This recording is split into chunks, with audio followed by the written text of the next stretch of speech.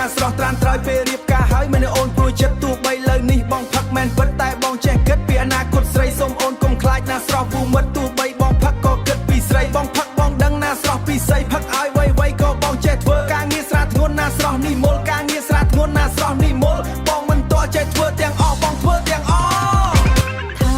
កំឡុងសប្ថ្ងៃមិនគិតធ្វើអីឃើញតែស្រវឹងថាកំឡុងសប្ថ្ងៃ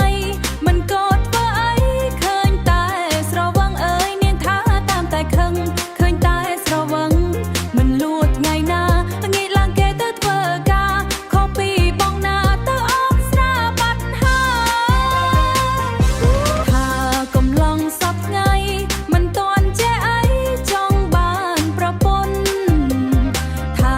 កំឡុងសប្ថ្ងៃមិនទាន់ចេះអីចង់បានប្រពន្ធថាផឹកស្រាឲ្យឡើងគ្រុនចង់បានប្រពន្ធចិញ្ចឹមគេយ៉ាងណាមុនចង់បង្កើតគ្រួសារគិតឲ្យច្បាស់ណាតែមិនខូចចិត្តក្រោយយោពីតាសូមអូនកុំភ័យណាស្រស់ត្រានត្រើយពេល